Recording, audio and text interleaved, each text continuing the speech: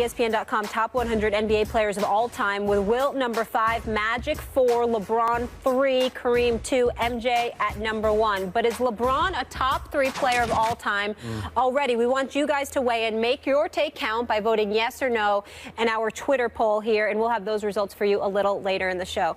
Freddie Coleman still here with us. So tell us, what do you think? Is King James a top 3 player of all time?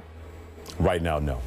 Not to me. My top 5 would be MJ, Magic, Kareem, Wilt, and Bird. Those are my top 5. MJ, Magic, Kareem, Wilt, and Bird. Okay. I'm not saying LeBron James won't be a top 5 at the rate he's going when his career is over. Then we'll have a different conversation as far as I'm concerned.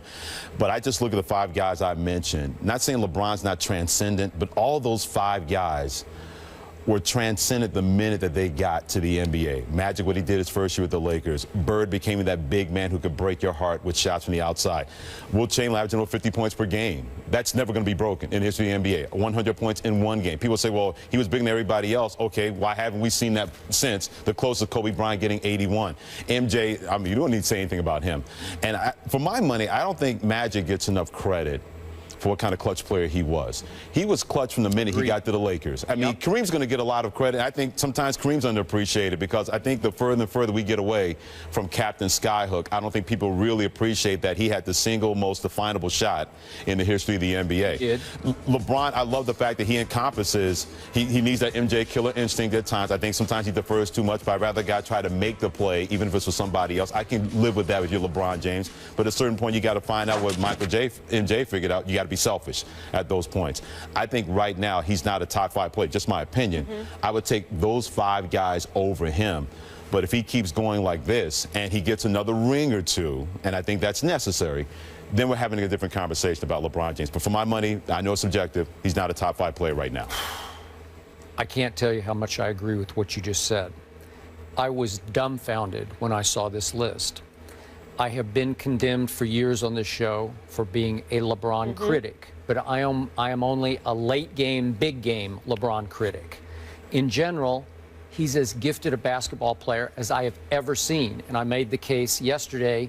He's Peyton-esque in that he's becoming the greatest regular season Peyton quarterback, but in this case, basketball player ever, because he has the gift of passing the basketball to go with all the other gifts that he has. He's not much of a shooter, and as we speak, he is the worst three-point shooter by percentage in the whole NBA as we speak.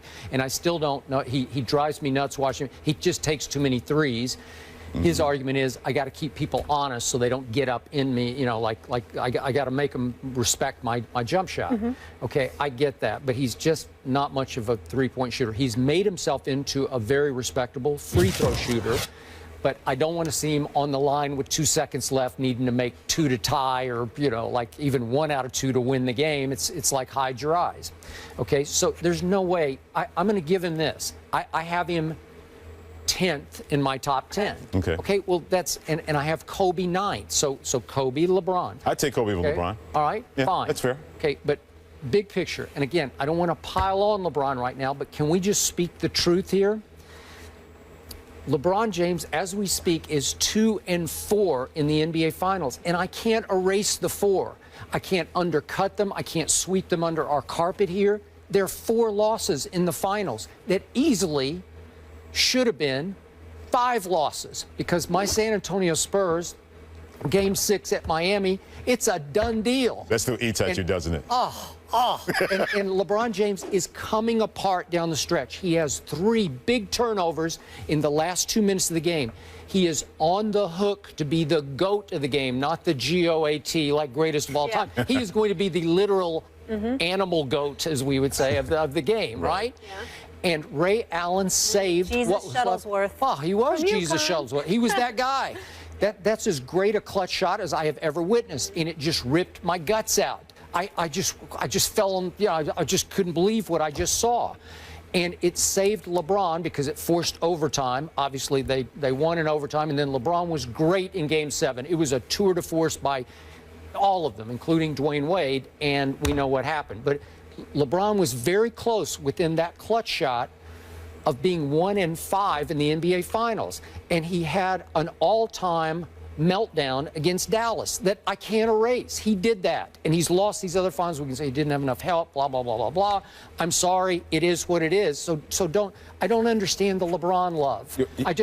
Is he a great guy? Is he a great ambassador? Is he the face of the NBA? I give you all that. Does that make him third on the all-time list?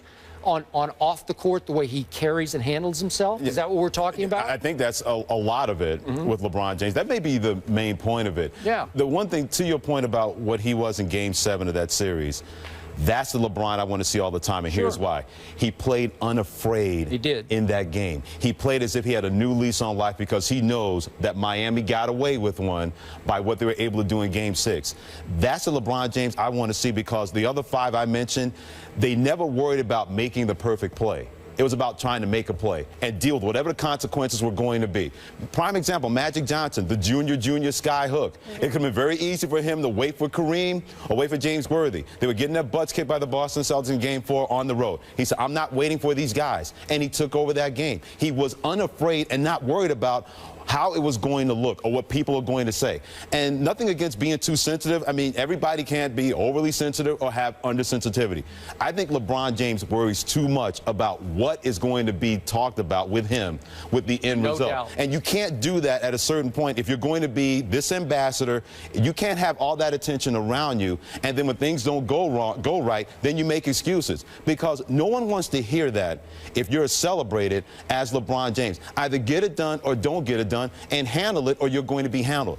I want to see that LeBron James from this point on, the way he played in Game 7. You know what? I did the best I could. I went out there and I balled out. It didn't work out for me, so be it. But don't try to say, well, I didn't have help. Well, we didn't have this. Well, I was tired. Because they were up 2-1 against Golden State. If they had won that series, what would we have said? What a great tour de force this was for LeBron James.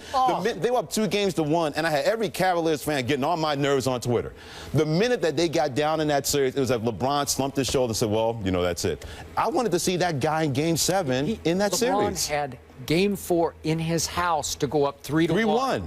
And he just came up flat. It was just, even Stephen A., who loves LeBron, which I respect. And I'm a LeBron fan, too. Sure, I know, I got it. But it was just, he just didn't show up that night. For whatever reason, emotionally flat in that game. So quickly to finish, okay, on top 5. I'm with you, obviously, on Jordan. I'm the biggest Jordan fan on the planet. Magic's number 2.